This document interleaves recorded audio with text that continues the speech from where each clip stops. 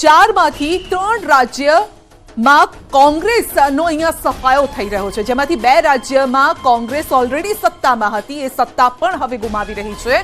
અને મધ્યપ્રદેશની જો વાત કરીએ તો મધ્યપ્રદેશમાં પણ ગઈ વખતે કોંગ્રેસ જીતી હતી, પરંતુ એ જીત બરકરાર ન રાખી શકી અને મામાએ એ સત્તા હાંસિલ કરી હતી। સવાલ એ છે કે જે રાજ્યો કોંગ્રેસે જીતી હતી ત્યાં હારનો સામનો કરવો પડે છે, અને જ્યારે હવે ચૂંટણી થાય છે ત્યારે હવે એ જે હાર છે તેના કારણો કયા કયા છે એ જાણવા માટે મારા સહયોગી પ્રણવ પાસે જઈશું, ફોન લાઈન પર જોડાયા છે। જી પ્રણવ, હારના કારણો। સંધ્યા, માની શકાય જે રીતે કોંગ્રેસ પાર્ટી છત્તીસગઢ અને રાજસ્થાનમાં હારી છે તેનું મુખ્ય કારણ માનવામાં આવી રહ્યું છે જૂથબંધી। એ સૌથી મોટો સવાલ કોંગ્રેસ પાર્ટી માટે હંમેશા માટે રહ્યો છે તે અહીં પણ એનું ઇફેક્ટ છે જોવા મળે છે। રાહુલ ગાંધી અનેક પ્રયાસ કર્યા, પ્રિયંકા ગાંધી ખુદ જાહેર સભાઓ કરી અને નેતાઓને એક થવાનો પ્રયાસ કરવાનો ઘણી બધી કોશિશ કરી, તેમ છતાં પણ તે લોકો એક ના થઈ શક્યા। રાજસ્થાનમાં સૌથી મોટું જે ફેક્ટર માનવામાં આવી રહ્યું છે સચિન પાયલટ અને અશોક ગેહલોતની જે વિરોધાભાસ જોવા મળી રહ્યો હતો। હર હંમેશા માટે સચિન પાયલટ એક વખત ભારતીય જનતા પાર્ટીના ખેમામાં જઈને પાછા આવ્યા હતા, ત્યારબાદથી જ એક મોટો જે ગેપ છે તે બંને નેતાઓમાં જોવા મળી રહ્યો હતો। એ જ રીતે મધ્યપ્રદેશની અંદર પણ કમલનાથ અને દિગ્વિજયસિંહ જે બંને દિગ્ગજ નેતાઓ છે, બંને રાજ્યના મુખ્યમંત્રી પણ રહી ચૂક્યા છે, એટલે એ બંનેનો પણ એક જ વિરોધાભાસ જોવા મળી રહ્યો હતો। સાથે જ જે સૌથી મોટું ઇફેક્ટ મધ્યપ્રદેશમાં જોવા મળી રહ્યું હતું એ હતું જ્યોતિરાદિત્ય સિંધિયા। જ્યોતિરાદિત્ય સિંધિયા જે કહી શકાય કે ભારતીય જનતા પાર્ટીમાં જાય છે, ભારતીય જનતા પાર્ટી તેને મંત્રી પદ આપે છે, ત્યારબાદ તેઓ ખુદ મધ્યપ્રદેશની અંદર તેઓ પ્રચાર કરે છે, પોતાનું એક વર્ચસ્વ તે વિસ્તારની અંદર જોવા મળતું હોય છે, એટલે એ પણ એક મોટી અસર જોવા મળી રહી છે। બીજી તરફ સૌથી મોટી ઇફેક્ટ જો જોવા મળી રહી છે એ છે નરેન્દ્ર મોદીનો મોટો ચહેરો। નરેન્દ્ર મોદીની જે એક છબી બની રહી છે સમગ્ર વિશ્વની અંદર, તેની જેની અસર છે તે સૌથી મોટી જોવા મળી રહી છે। અને બીજું એક મહત્વનું કારણ માનવામાં આવી રહ્યું છે સંધ્યા, એ છે કે મહિલા મતદારોને પોતાની તરફ કઈ રીતે આકર્ષિત કરવા તેને લઈને મહિલા લગતી યોજનાઓ જે છે, જાહેરાતો છે, મધ્યપ્રદેશમાં જે રીતે લાડલી યોજના પ્રણવ।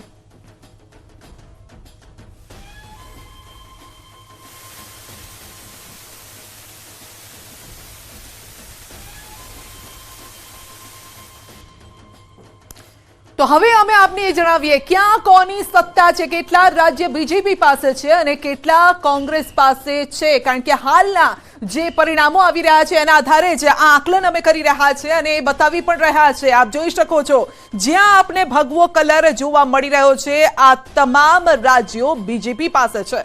ગુજરાતથી આપણે શરૂ કરીએ। ગુજરાત, ઉત્તર પ્રદેશ ને હવે મધ્યપ્રદેશ પણ, આ સાથે જ મહારાષ્ટ્ર, ગોવા, હરિયાણા, ઉત્તરાખંડ, સિક્કિમ, આસામ, ત્રિપુરા, અરુણાચલ પ્રદેશ, નાગાલેન્ડ, મણિપુર, પુડુચેરી, મેઘાલય, મિઝોરમ, રાજસ્થાન પણ હવે બીજેપી પાસે જઈ રહ્યું છે। આ સાથે જ છત્તીસગઢ પણ હવે બીજેપી પાસે જઈ રહ્યું છે, કારણ કે આ 2 રાજ્ય જે છે એ કોંગ્રેસ પાસે હતા। જો આ 2 રાજ્ય જીતવામાં કોંગ્રેસ ફરી એકવાર સફળ રહી હોત તો આ આંકડો અહીંયા આવી ગયો હોત, એટલે કે 6 ની જગ્યાએ 8 આંકડા હોત, પરંતુ અહીંયાથી ખસકીને આ 2 રાજ્ય અહીંયા આવી ગયા છે। હવે કોંગ્રેસ પાસે કયા છે? હિમાચલ પ્રદેશ, કર્ણાટક, તેલંગાણા એક એડ થયું છે, તમિલનાડુ, બિહાર અને ઝારખંડ, પરંતુ પલડું કોનું ભારે દેખાઈ રહ્યું છે? તો બીજેપીનું અહીંયા પલડું ભારે દેખાઈ રહ્યું છે અને આનું રિફ્લેક્શન જોવા મળશે 2024ની લોકસભા ચૂંટણીમાં, કારણ કે સૌથી મોટો મુદ્દો જે રહેવાનો છે હિન્દુત્વનો મુદ્દો રહેવાનો છે અને બીજેપી હિન્દુત્વના કાર્ડના આધારે આગળ વધી રહી છે। અને જે રીતે જે અનુમાનો પણ લગાવવામાં આવી રહ્યા છે કે રાજસ્થાનમાં પણ એવો જ ચહેરો આગળ કરવામાં આવી શકે છે, એવા જ વ્યક્તિને સીએમ બનાવવામાં આવી શકે છે જે હિન્દુત્વના મુદ્દાને આગળ લઈને જઈ શકે। ત્યારે જે નામ આવી રહ્યા છે એ પ્રકારના નામ આવી રહ્યા છે। જોવાનું રહેશે કે પછી વસુંધરા રાજેને ફરી એક વખત સત્તાની બાગડોર આપવામાં આવે છે કે નહીં। રાજસ્થાનમાં ન ચાલ્યો જાદુગરનો જાદુ, કારણ કે અશોક ગેહલોત કહેતા હતા કે જીત તો અમારી થવાની છે, સત્તામાં ફરી એક વખત આ જે રિવાજ છે રાજસ્થાનનો, પરંપરા જે છે જાળવી રાખવાનો હવે જનતાએ પ્રયત્ન કર્યો છે, પરંતુ કોંગ્રેસ આશ્વસ્ત હતી કે આ રિવાજ બદલાશે, જે નથી બદલાયો। 90ના દાયકાથી શરૂ થયેલો આ રિવાજ હજુ પણ કાયમ રહ્યો છે।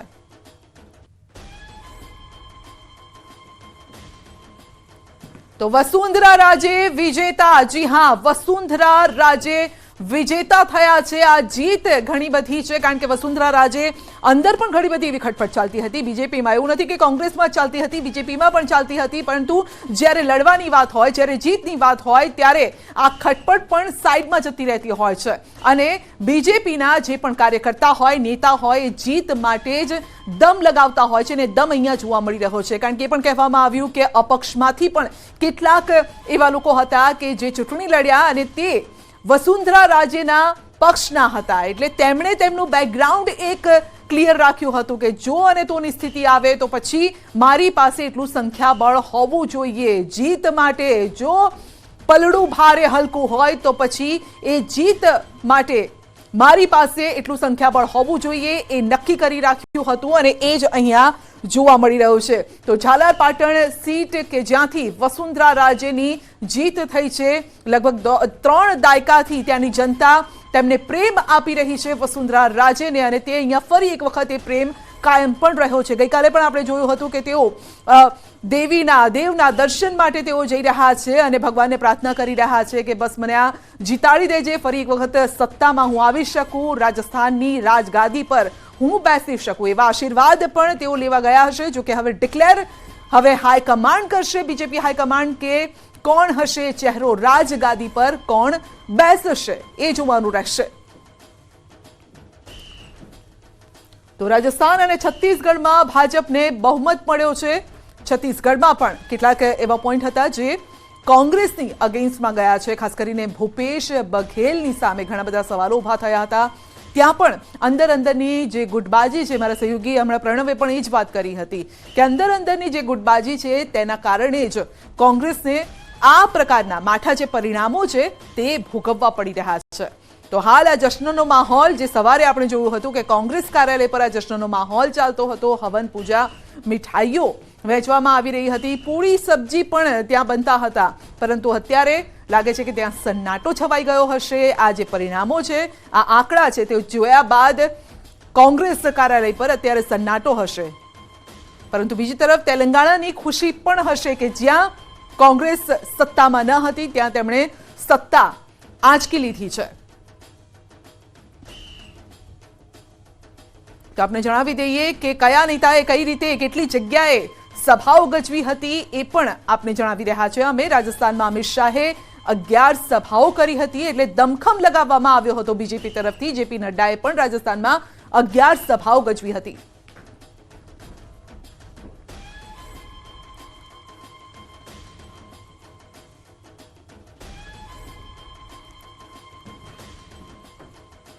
तो राजस्थान का ये जो उलटफेर हुआ है, रिवाज कायम रहा है, सत्ता जे पुनरावर्तन थवानुं हतुं ए पुनरावर्तन नहीं थयुं। रिवाज क्यों कायम रहा है, क्या है मायने इसके, ये जानने के लिए हमारे सहयोगी भी राजस्थान से हमारे सहयोगी हमारे साथ जुड़ गए हैं। जी बताएं, ये जो रिवाज कायम रहा है इसके पीछे कौन से कारण है?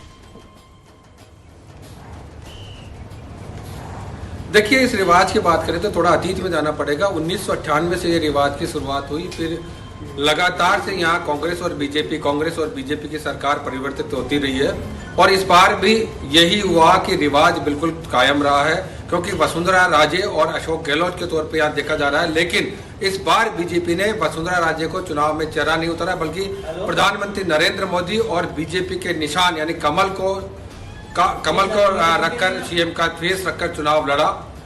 दोनों अपनी अपनी दलीलें देते हैं, अपनी अपनी बात जनता के पास रखे। एक बार अशोक गहलोत के सामने जो योजनाएं रखी थी उनको, उन योजनाओं को सामने रखकर ये चुनाव लड़ा गया। तो दूसरी ओर बीजेपी की तरफ से पेपर लीक का राजस्थान में सबसे बड़ा मुद्दे के रूप में देखा जाता रहा है। इसके अलावा लॉ एंड ऑर्डर की स्थिति है, महंगाई है, भ्रष्टाचार है, इन तमाम मुद्दों को, राष्ट्रवाद और हिंदुत्व के मुद्दों को लेकर ये चुनाव लड़ा गया।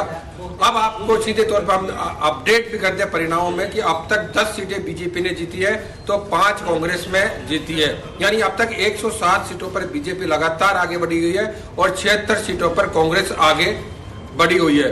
जी बीजेपी के मुख्यालय पर इस समय जश्न का माहौल चल रहा है, तमाम बड़े बीजेपी के नेता वहां पहुंच चुके हैं। तो दूसरी ओर एक तस्वीर है कांग्रेस के वॉर रूम की, वहां पर सन्नाटा पसर चुका है। तो राजस्थान में रिवाज बदलते हुए और ये तमाम चीजें करते हुए फिर से एक बार बीजेपी की सत्ता में वापसी हो रही है। जी जी, लेकिन सीएम सुधीर जी, सीएम चेहरा कौन होगा? वसुंधरा राजे बहुत आश्वस्त है या फिर अंदरूनी उनको डर भी है कि कहीं मैं पिछली खिड़की से मुझे निकाल ना दिया जाए? तो कौन कौन से ऐसे चेहरे हैं जो इस रेस में आगे हैं? देखिए, इस चेहरे क्योंकि वसुंधरा राजे के चेहरा रखकर इस बार का चुनाव नहीं लड़ा गया था। इस बार का चुनाव इस बात को लेकर लड़ा गया था कि कमल का फूल और प्रधानमंत्री नरेंद्र मोदी का चेहरा ही यहाँ पर मुख्यमंत्री का चेहरा होगा। अब चूंकि संसदीय बोर्ड बीजेपी का ये तय करेगा कि आने वाले समय में बीजेपी के मुख्यमंत्री के तौर पर कौन शपथ लें। बड़े बड़े तमाम नाम चल रहे हैं, जिसमें केंद्रीय मंत्रियों के भी नाम शामिल है, तमाम जो बड़े नेता है उनके नाम शामिल है। लेकिन जब तक संसदीय बोर्ड से मोहर नहीं लगेगी तब तक ये कुछ कहना बहुत मुश्किल है कि कौन मुख्यमंत्री बनेगा। जी, 2-3 नाम बता सकते हैं कौन कौन से हैं जिन जो अभी रेस में आगे चल रहे हैं या फिर उन पे पार्टी विचार कर रही है? देखिए, पार्टी के विचार की बात अब शुरू होती है कि पूर्ण रूप से बहुमत मिल चुका है राजस्थान में बीजेपी को, तो केंद्रीय मंत्री भी शामिल हो सकते हैं। तो संगठन के जुड़े हुए जो पदाधिकारी है, बड़े पदाधिकारी है, उनका भी नाम शामिल हो सकता है। तमाम नाम उसमें बड़े चेहरे जो राजस्थान के आते हैं वो नाम शामिल किए गए। कि हम नाम इसलिए अभी कोट करना नहीं चाहते हैं कि अभी कुछ देर बाद जब तस्वीर पूरी तरह से साफ हो जाएगी तो न्यूज़ 18 पहले इस काम में भी आगे रहेगा। जिस तरह से चुनाव परिणाम आगे बताए जा रहे हैं, चुनाव परिणाम पहले दिए जा रहे हैं, उसी तरह से मुख्यमंत्री का नाम भी पहले घोषित कर दिया जाएगा। लेकिन तमाम जो राजस्थान से निकलकर बड़े चेहरे आ रहे हैं उन्हीं के नाम है। माना यह जा रहा है कि कहीं कोई दलित चेहरा होगा या कोई बड़ा संघ का चेहरा होगा, इनमें से ही मुख्यमंत्री का चेहरा सामने निकल कर आएगा।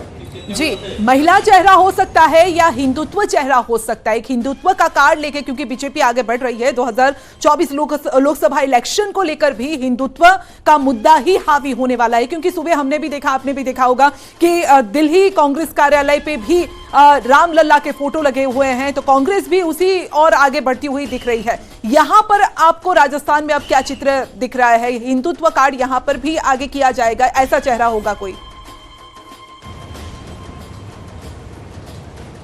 निश्चित रूप से जो चुनाव लड़ा गया था वो राष्ट्रवाद, हिंदुत्व और खासतौर से लॉ एंड ऑर्डर की जो स्थिति राजस्थान में रही, पेपर लीक का जो मामला रहा, इन तमाम मुद्दों को लेकर चुनाव लड़ा गया, जिसमें हिंदुत्व का सबसे बड़ा मुद्दा सामने निकल के आया है। और उसी का परिणाम है कि आज जो बीजेपी को जिस तरह से बढ़त मिली है और सरकार बनाने जा रही है बीजेपी, वो इसी का कारण है। अब इसमें देखना है कि कौन मुख्यमंत्री होगा, क्या महिला को किसी को आगे किया जाएगा या कोई जिन विधायकों में से जो जीत के बीजेपी के आ रहे उनमें से बनेगा, या फिर कोई नया चेहरा भी सामने उतारा जा सकता है, यानी पैराशूट के तौर पे भी आ सकता है। जी जी, लेकिन जादूगर का जादू क्यों नहीं चल पाया? कौन से ऐसे कारण वहां की जनता को नापसंद आए?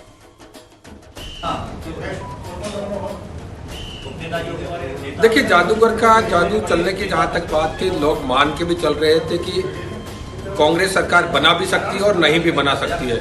जहां तक यूथ से जुड़ा हुआ सबसे बड़ा जो मसला रहा वो पेपर लीक वाला जो मसला था, बीजेपी ने इस मसले को खूब उठाया और बीजेपी ने जो युवाओं का जो बड़ा वोट बैंक तैयार हुआ था अभी, उसको आकर्षित करने में बीजेपी कामयाब रही। उसका तोड़ किसी भी तरह से बीजेपी के सामने कांग्रेस नहीं निकाल पाई और यही कारण है कि इसकी वजह से बीजेपी को फायदा मिला और कांग्रेस को इसका नुकसान उठाना पड़ा। तो सबसे बड़ा पेपर लीक का मामला है, दूसरा करप्शन का मामला भी आता है। इसके अलावा तीसरा जो मुद्दा आता है वेट की दरें, जो पेट्रोल डीजल में जो वेट की दरें हैं, वो यहाँ राजस्थान में पूरे हिंदुस्तान से सबसे ज़्यादा एक बड़े कारण के तौर पे ये भी देखा आ गया है। लेकिन दूसरी ओर कांग्रेस की तरफ से योजनाएं भी काफ़ी दिखी थी, वो भी सराही जा रही थी, लेकिन जीत जो हुई वो राष्ट्रवाद और हिंदुत्व के खाते में चली गई। जी जी जी, शुक्रिया आपका हमारे साथ जुड़ने के लिए। तो રાજસ્થાનનું ગણિત કંઈક આ પ્રકારનું છે કે જાદુગરનો જાદુ ન ચાલ્યો, પરંતુ ચાલ્યો તો પીએમ નરેન્દ્ર મોદીનો ચહેરો ચાલ્યો છે અને જે વાત કરવામાં આવી છે, જે ગેરંટી આપવામાં આવી છે અને કેન્દ્ર તરફથી જે યોજનાઓ છે, જે ધરાતલ પર જે સફળ પણ થઈ રહી છે અને આગળ પણ જે નવી યોજનાઓની વાત કરવામાં આવી છે, આ તમામ મુદ્દા એવા છે કે જે બીજેપીની ફેવરમાં ગયા છે।